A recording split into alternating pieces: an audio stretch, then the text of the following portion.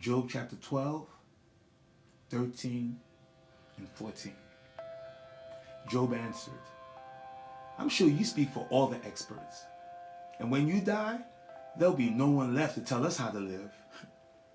But don't forget, I also have a brain. And I don't intend to play second fiddle to you. It doesn't take an expert to know these things. I'm ridiculed by my friends. So that's the man who had conversations with God. Ridicule without mercy. Look at the man who never did wrong. It's easy for the well-to-do to point their fingers and blame. For the well-fixed to pour scorn on the strugglers. Crooks reside in the safety of high-security houses. Insolent blasphemers live in luxury. They've bought and paid for a God who'll protect them. But ask the animals what they think. Let them teach you. Let the bird tell you what's going on. Put your ear to the earth. Learn the basics. Listen, the fish in the ocean will tell you their stories. Isn't it clear that they all know and agree that God is sovereign? That he holds all things in his hands? Every living soul, yes, every breathing creature. Isn't it common sense? As common as the sense of taste? Do you think that the elderly have the corner on wisdom? That you have to grow old before you understand life? True wisdom and real power belong to God. From him we learn how to live and also what to live for. If he tears something down, it's down for good. If he locks people up, they're locked up for good. If he holds back the rain, there's a drought. If he lets it loose, there's a flood. Strength and success belong to God. Both deceived and deceiver must answer to him. He strips experts of their vaunted credential. He exposes judges as witless fools. He divests kings of their royal garments, then he ties a rag around their waists. He strips priests of their robes, fires high officials from their jobs. He forces trusted sages to keep silence, deprives elders of their good sense and wisdom. He dumps contempt on famous people, disarms the strong and the mighty. He shines a spotlight into the caves of darkness. He hauls darkness, deepest darkness, into the noonday sun.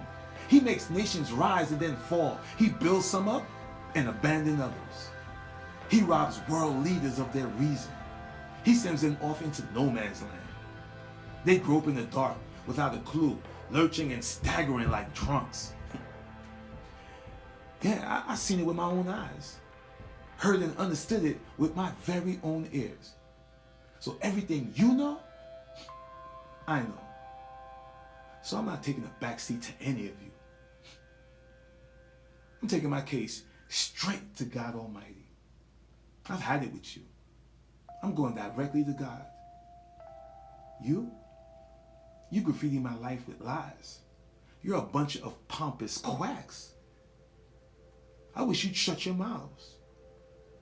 Silence is your only claim of wisdom.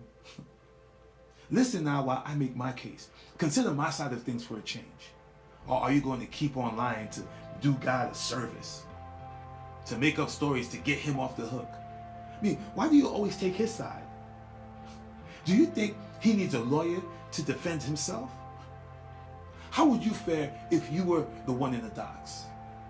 Your lies might convince a jury, but would they convince God? He'd reprimand you on the spot if he detected a bias in your witness. Doesn't his splendor put you in awe? Aren't you afraid to speak cheap lies before him? Your wise sayings are knick-knack wisdom, good for nothing but gathering dust. So hold your tongue while I have my say. Then I'll take whatever I have coming to me. Why do I go out on a limb like this and take my life in my hands? Because even if he killed me, I keep on hoping. I'll defend my innocence to the very end. Just wait, this is all gonna work out for the best. My salvation. If I were guilt-stricken, do you think I'd be doing this? Laying myself on the line before God? You better pay attention to what I'm telling you. Listen carefully with both ears. Now that I've laid out my defense, I'm sure that I'll be acquitted. Can anyone prove charges against me? I've said my piece. I rest my case. So please, God, I have two requests. Grant them so I know I count with you. First, lay off the afflictions. The terror is too much for me. Second, address me directly so I can answer you. Or let me speak and you answer me. How many sins have been charged against me? Show me the list. How bad is it? Why do you stay hidden and silent? Why treat me like your enemy? Why kick me around like an old tin can? Why beat a dead horse? I mean, you compile a long list of mean things about me, even hold me accountable for the sins of my youth. You hobble me so I can't move about. You watch every move I make and brand me as a dangerous character, like something rotten. Human life fast decomposes like a moth-eaten shirt or a mildewed blouse. We're all adrift in the same boat.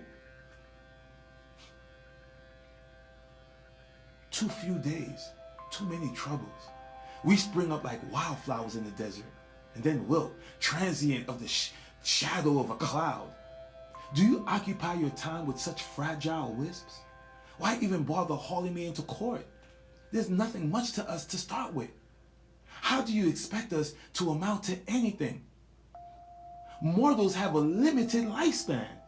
You've already decided how long we'll live. You set the boundary and no one can cross it. So why not give us a break? Ease up. Even ditch diggers get occasional days off. For a tree, there is always hope. Chop it down and it still has a chance. Its roots can put out fresh sprouts. Even if its roots are old and gnarled, its stump long dormant. At the first whiff of water, it comes to life, buds and grows like a sapling. But men and women, they die and stay dead. They breathe their last, and that's it. Like lakes and rivers that have dried up. Parched reminders of what once was. So mortals lie down and never get up. Never wake up again. Never. Why don't you just bury me alive? Get me out of the way until your anger cools. But don't leave me there. Set a date when you'll see me again. If we humans die, will we live again? That's my question. All through these difficult days, I keep hoping, waiting for the final change, for resurrection, homesick with longing for the creature you made. You'll call and I'll answer. You'll watch over every step I take, but you won't keep track of my missteps. My sins will be stuffed in a sack and thrown into the sea, sunk in a deep ocean. Meanwhile, mountains wear down and boulders break up. Stones wear smooth and soily roads as you relentlessly grind down your hope. You're too much for us. As always, you get the last word. We don't like it, and our faces show it, but you send us off anyway. If our children do well for themselves, we never know it. If they do badly, we're spared the hurt.